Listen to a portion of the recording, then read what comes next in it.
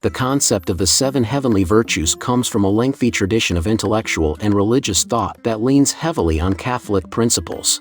These were considered to be the weapons employed to combat the 7 deadly sins at the height of their development. Even if you are not religious or spiritual, the 7 heavenly qualities of prudence, temperance, justice, bravery, faith, hope, and charity can give you a strong foundation on which to begin constructing a better life. How specifically can they help? Number 1. Justice, building better relationships. When you hear the word justice, what comes to mind? Is it a courtroom and legal issue? Perhaps retaliation for a slight or injury that was caused. These factors are included in the definition of justice, but philosophically, the term refers to how we relate to, perceive, and treat one another as people. Aiming for fairness, balance, and equality in one's activities is what it means to act with a sense of justice. It entails using your influence over others in a way that is equitable and considerate of everyone involved. In our daily lives, we frequently find ourselves in a position of authority over other individuals. The best illustration is when we go shopping or need to hire a service. As customers, we have a lot of control over the staff who is merely attempting to assist us in making our purchase. Yet so many people decide to mistreat these folks. Since it shows the world who you are as a person, justice is significant. Others won't want to help, be around, or work with you if they know you're a jerk.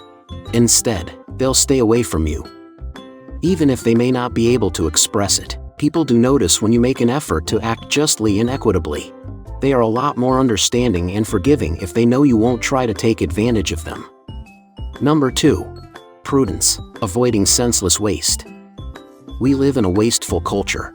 Adopting prudence means realizing that our resources are limited and that we should utilize them as effectively as possible. Even if we are aiming for more, we should be grateful for what we now have. You simply never know when you might find yourself in a desperate situation with nothing to show for your efforts.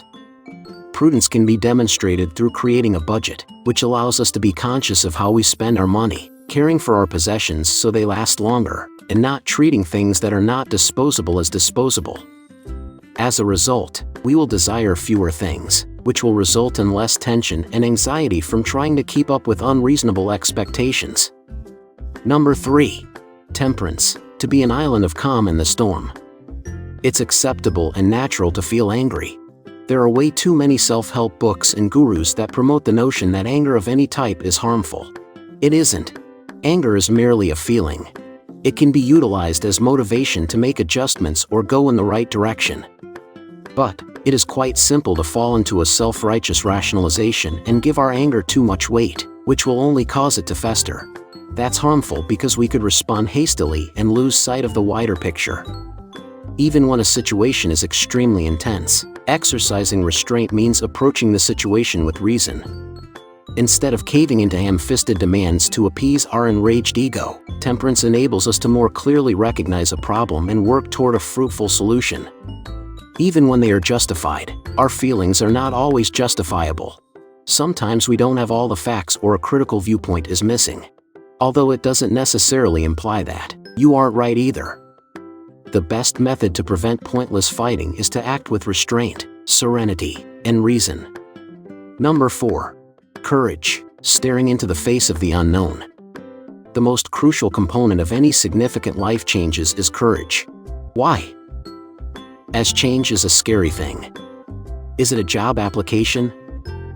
Proposing a date to that appealing person? Choosing to return to school?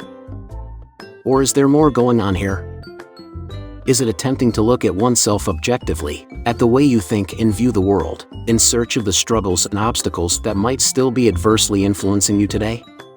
To change one's life, courage is required.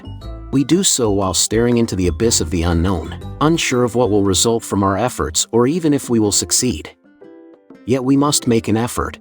Otherwise, we are destined to be stuck in whatever rut we may be in for the rest of our lives. Number 5. Faith, to know we can handle the unknown. Another word that signifies quite different things to different people is faith. It might be a declaration of faith or a wish for things to change for the better, but it can also be about us.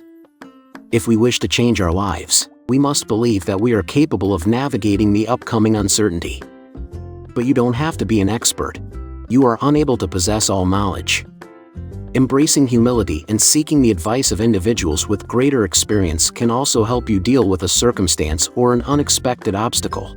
Studying the lives of those who came before we can teach us a lot.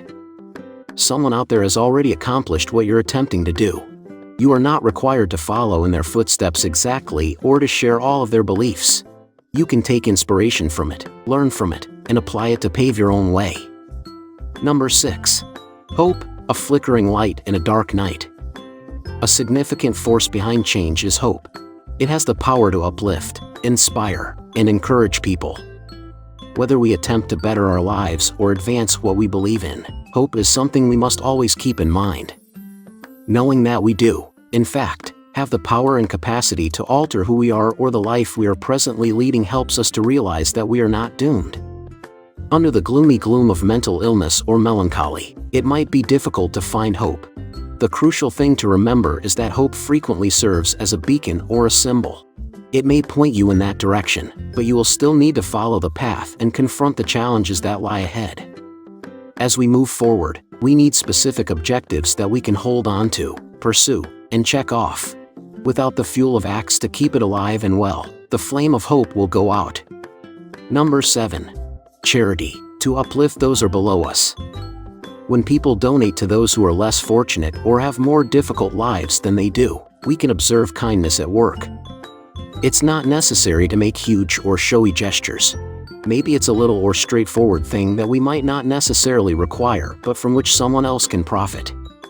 If we can take stock of what we have and the struggles that other people encounter, practicing generosity not only helps to lighten another person's weight, but also cultivates humility. There are many people who believe they have been burned by showing compassion or charity to someone who did not reciprocate their goodwill or perhaps even took advantage of it. We must avoid adopting other people's behavior as our own. What people decide to do with the money they receive from charity frequently reflects the kind of life they've led or challenges they might not be aware of. Even if someone takes advantage of kindness, choosing to be the person who spreads charity and compassion instead of being angry is much more effective and healthy for you. Lifting people who are under us, whether in terms of economic, social, or physical situations, is the foundation of the charitable act.